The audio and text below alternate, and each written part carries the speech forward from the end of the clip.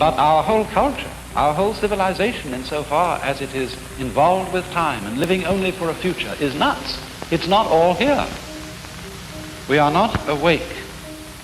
We are not completely alive now. The Bizarre Life of Alan Watts. Alan Watts, born in England and living most of his life in the United States, was a writer, speaker and philosopher. Watts was best known for making Japanese, Chinese and Indian spiritual traditions in the form of Buddhism, Taoism and Hinduism entertainingly accessible to wide and popular audience throughout the world. Alan Watts also played a pivotal and central role in the spiritual revolution that shook the religious status quo of the United States during the 1960s. This change in the religious consciousness of the US brought to the American public ancient teachings from Hinduism, Buddhism, Sufism, esoteric Christianity, and other mystical religious traditions. This spiritual revolution changed the United States in ways that are still felt today. Yoga, meditation, chanting, vegetarian diets, non-violent protests, therapies of all kinds, feminism, equal rights, herbal and alternative medicines and treatments, and much, much more were all first introduced to Americans in the 1960s and were products of the spiritual revolution. You can't transform yourself. You can't make yourself sane, you can't make yourself loving, you can't make yourself unselfish. And yet it's absolutely necessary that we be that way. For many spiritual seekers in the United States and other parts of the Western world, Alan Watts was their trusted guide through this incredible spiritual change. And Watts treated these unfamiliar and sometimes extremely unfamiliar religious traditions, paths and practices in a very readable and accessible writing style. The LA Times newspaper said of Alan Watts, "Perhaps the foremost interpreter of Eastern disciplines for the contemporary West, Alan Watts had the rare gift of writing beautifully the unwritable. Watts begins with scholarship and intellect and proceeds with art and eloquence to the frontiers of the spirit. A fascinating entry into the deepest ways of knowing." From the beginning of the 2000s, Alan Watts was rediscovered as his lectures and talks became available on YouTube and across the internet. Today, his is perhaps more popular and well-known than ever. To really understand the spiritual revolution of the 1960s in the United States, in which Alan Watts played such an important part, we need to go back to 1893. 1893 was the year that the first Parliament of World Religions was held in Chicago. This first Parliament of World Religions was an attempt to create a dialogue between the different faiths throughout the world. The speakers came from all over the globe. They came from Buddhism, Hinduism, Islam, Jainism, Christianity, and many other faiths. Of those many speakers, 2 speakers stood out from the rest.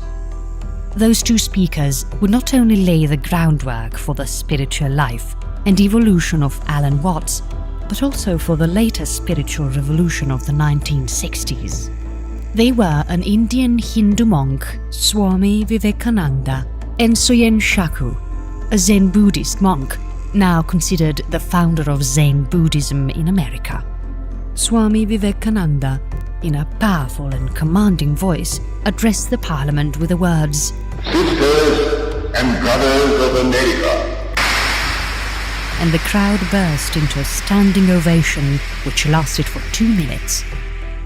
Swami Vivekananda was sent to America by his spiritual master, the legendary Indian saint and sage Ramakrishna, and it would be this speech that would initiate the American Vedanta Society of America and awaken an interest in Hinduism for many Americans. From the turn of the century, numerous branches of the Vedanta Society opened across America, but the most well-known branch was probably the Vedanta Temple in Hollywood, which was opened in 1938. Alan Watts would visit the Vedanta Temple in Hollywood many times from the 1940s onwards. On many occasions, getting into profound discussions on the nature of spiritual life and practice with the abbot of the temple, Swami Prabhavananda. The other speaker who would indirectly be an influence on Alan Watts was the Zen Buddhist monk Soyen Shaku. It was Soyen Shaku who, after returning to Japan from the US, would direct his student, the Zen Buddhist practitioner and scholar D.T. Suzuki, to travel to America and teach Zen. D.T. Suzuki lectured and wrote about Zen for almost 70 years. In the 1940s, when Alan Watts first arrived in America from England, he was an Anglican priest with a master's degree in theology, who also had a passion for Asian thought and culture. Alan Watts' first book, The Spirit of Zen, was influenced by D.T. Suzuki when he met him in London just before he travelled to the United States. Once in the US, Watts became a chaplain at Northwestern University near Chicago and stayed there all through World War II. However, when the war ended, Watts moved to the West Coast and taught at the School of Asian Studies in San Francisco. It was during this time that he also joined the Los Angeles Vedanta Society, visited the Hollywood Vedanta Temple, and met Swami Prabhavananda. Watts kept writing too. During this time, he produced two important books, The Way of Zen and Psychotherapy East and West. It was these two books that began to greatly expand Watts' reputation. The Way of Zen traces the origins of Zen Buddhism as a synthesis of Taoism and Buddhism. It also urges that Western philosophy is severely limited by its adherence to logic, while Eastern philosophy transcends these logical boundaries. Psychotherapy East and West is still considered today one of the most important books about the differences between Western psychotherapy and Eastern spiritual practices. These books had and continue to have a profound effect on their readers. But it was in 1953 when Watts began talks on a radio station in Berkeley, California, that he began to attract large numbers of interested and regular listeners. Watts' popularity steadily grew from this point onwards, until by the 1960s he was a central figure in the alternative culture movement of the times. Alan Watts, however, during his life struggled with demons that would eventually kill him. However, as Watts' fame grew, so did his drinking. Watts had always been a heavy smoker, but now he began to drink up to a liter of gin a day as well. By the early 1970s, friends of Watts had become very concerned about his drinking and feared that it had developed into full-blown alcoholism. On returning to his cabin in Northern California on 16th of November 1973, that morning, Alan Watts was found deceased. Watts would die of alcoholism at the relatively young age of 58 years old, in mysterious circumstances that remain fully unexplained to this day.